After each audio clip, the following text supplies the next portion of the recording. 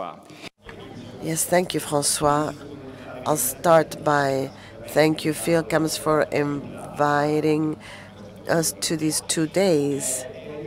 And my gratitude is not just formal, but as you may know, up until last year in June, I worked for Philcams, so for me it's an honor.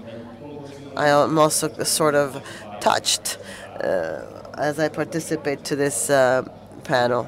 So thank you very much, truly, for having invited me. I'll start with a piece of information which may seem trivial, but it will then be reanalyzed at the end of my discourse. I represent in UIT, I'm the coordinator of the hotel, restaurant, and touristic sector. UIT is an international trade union that affiliates the national trade union, and specifically the trade unions in this sector. This is quite obvious, but I'll come back to it. We work on 3 fronts. The first one with respect to institutions, the second one with the affiliates, and the third within the same organization. With institutions, we work with the World Organization for Tourism. That depends, it's an agency that depends on the United Nations, and we work with the IRO, the International Labor Organization, the ILO. We have a very close collaboration with the World Tourism Organization because we are members. The General Secretary is a member of the World Secretary of Tourism Ethics, so he represents the workers on this committee. Well, this committee discusses all the topics, the quote-unquote ethical topics concerning tourism, including, therefore, exploitation in all senses, whether labor or sexual exploitation. But this is one of the many topics. We also play an active role. Gabriele stated it before, an active role in what used to be the task force.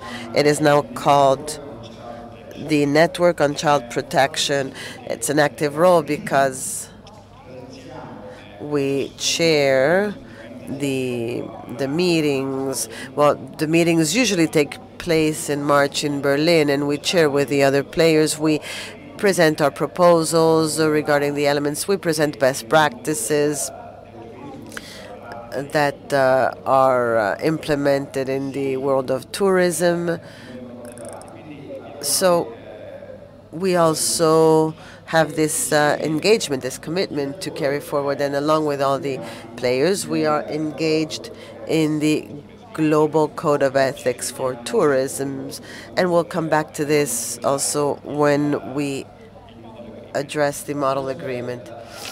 So this is one part of the institutional part that we work in. And then the second part is the one that is engaged with the ILO. And as to this, here too we have internal reference points with whom we discuss the several practices that can help the minus conditions at the workplace and fight against forms of exploitation. We held a meeting last week with the representatives of the APEC, the International Program to Eliminate Child Labor, and we started to discuss how we could cooperate. We started because, as I said before, I'm new in this IUF. So I have to weave a new network of relations. I met with the representatives, and we are beginning to have a dialogue.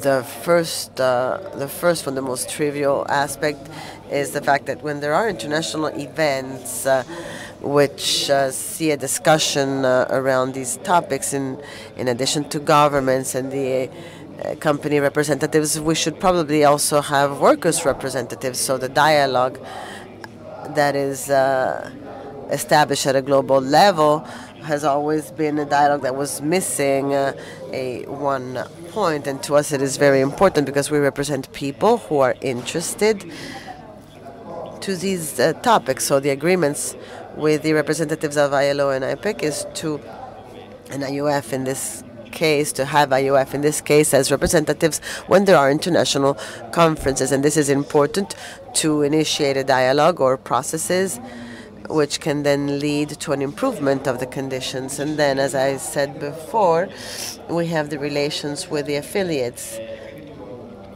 And I go back to what I was saying before. Affiliates in many parts of the world adopt protection mechanisms to fight the exploitation of minors in the tourism industry, whether from a sexual point of view or a working perspective. And my task would be to circulate all the practices, and this is a condition that I sometimes do not achieve with some frustration, either because I am lacking information or because of a language barrier issues. Often communications are in English, and we not all master English to be able to read all the texts that are produced in several parts of the world. Or, as recently happened, 1/3 of the Philippine trade union, through research and means that were suggested to fight against the exploitation, there was a book this thick published, and it's difficult to diffuse and to circulate because it's easier to send an email rather than to ship a book this thick. But WITA, in its daily activity of coordination, well, I'm asking the affiliates right now to help us to support this effort to share all best practices through the net.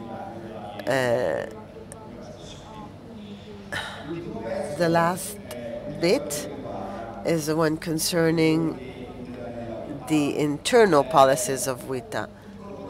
With some delay, WITA is getting ready during the next executive meeting at the end of May to adopt a modification to the document, to the policy document of WITA concerning the child exploitation. And I must say with pride here that this proposal was received from the Italian trade union, Philcams, in the course of the last meeting in this sector. Philcams had presented this proposal. It was not approved because it had to be examined by the members. The text, I hope, will get to its approval with no incidents during the executive at the end of May, and will become a part of the policies on tourism. And it is made up of a series of recommendations. The first one, and here I get to what is projected, the model agreement that WITA has suggested to all the trade unions to adopt and to suggest and propose in negotiations. The first barrier is the language one. All documents our internal documents are all in English, so I hope that the interpreters can see this far to translate what's written. But I will only stop on 3 points. I will not read it all. Point number 5, item number 5. One of the most important ones in my opinion. Point 5, which was the one that was mentioned earlier, stating that workers have the right to report during their activity the requests that the guests are expressing regarding child prostitution. So trade unions must inform local managements of these facts. And it's something that may seem trivial, but I would say it is rather revolutionary, because often, because of fear or inhibition or fear of being disciplined, this is not done. And there are workplaces where this is not done. So there's also a request expressed to employers to facilitate the work of the employees when they are interfaced with requests of this kind. The same point number 6 is similar but a little wider, with a wider scope. The last